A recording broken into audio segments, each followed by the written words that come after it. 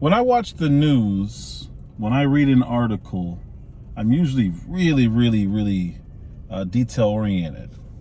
I catch words that a lot of people don't pay attention to.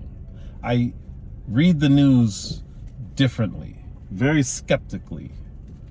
And the reason why I'm skeptical is because I know what the media does, so I look for code words.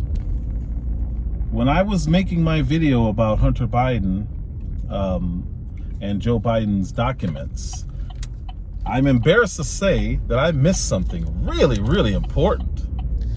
And I didn't notice it until I went back and rewatched the video, which I don't often do, so it's actually a good thing that I did. There was a document that I put in my video and zoomed in on. We're gonna put it up. All right, this is me yapping. Pause. Now, if you see that number down there that says $49,910, that's an important number, because elsewhere on the document, it says Hunter Biden owns the home. This is the home where the documents were left.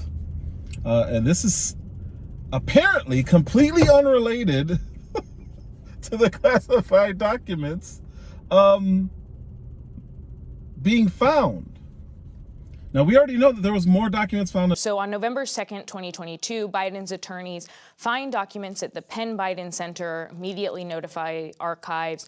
November 9th, 2022, DOJ launches its assessment. Then December 20th, 2022, President Biden's attorneys find documents at his Wilmington residence inside the garage, and they notify the DOJ. Then just last week, January 11th of this year, Biden's attorneys find one potentially classified document, again, one single document in the Wilmington residence.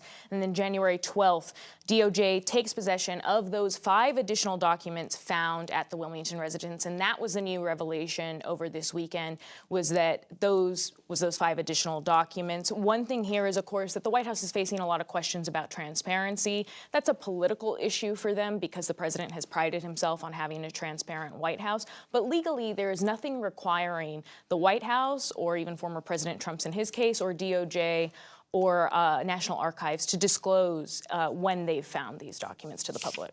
His staff said that they found it. Well, what did they find? They found apparently 6 pages of classified documents. How do they know they were classified? That would suggest, now I don't know if it's true, but that would suggest that it says classified on it. So how long did they know about these extra documents? Why do these details keep trickling out? Because initially there was the documents that were found in his Biden Center, the UPenn Biden Center, right? And then they said, oh, well, you know, there may have been also something next to his Corvette in his garage. All right. And then they said, well, you know, some staffers found something in a closet. It's just 1 page, no big deal, nothing to see here. All right. Now they're saying, well, it wasn't just 1 page, it was 6. And I ask again, how do they know that they're classified? Are these staffers qualified or cleared to read these documents? Did they read them?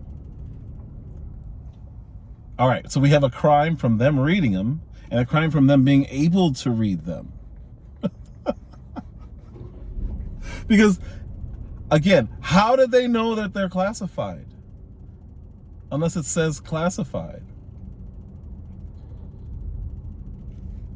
I'm just asking. But let's go back to my main point. Because now that we're up to 4 batches, well, 3 batches, but 4, it took them 4 times to tell us about the 3. Now that we're up to that, the rent, $49,000, $49,910 to be exact, $50,000 to pay rent in this old Wilmington, Delaware home that he owns. Did it say mortgage? No, no, no. It said rent. And would a mortgage be that much? Well, I guess if it's a home that's worth millions and millions and millions of dollars. But this home is worth, I think it's $2 million. So he's paying 50 grand a month for a year? Does that make any sense? Why? Like, I'm just somebody needs to help me out here. I don't understand how that happens. Why that happens? Well, I understand how it could happen, and that would be money laundering.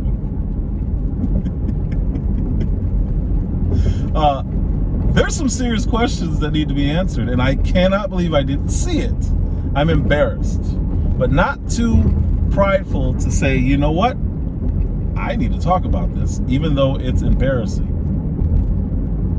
I zoomed in on the number, showing the address, failing to realize, well, wait a minute, why is he paying rent in his own home for a year?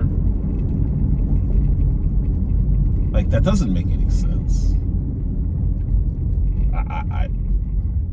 He owns it. That makes even less sense.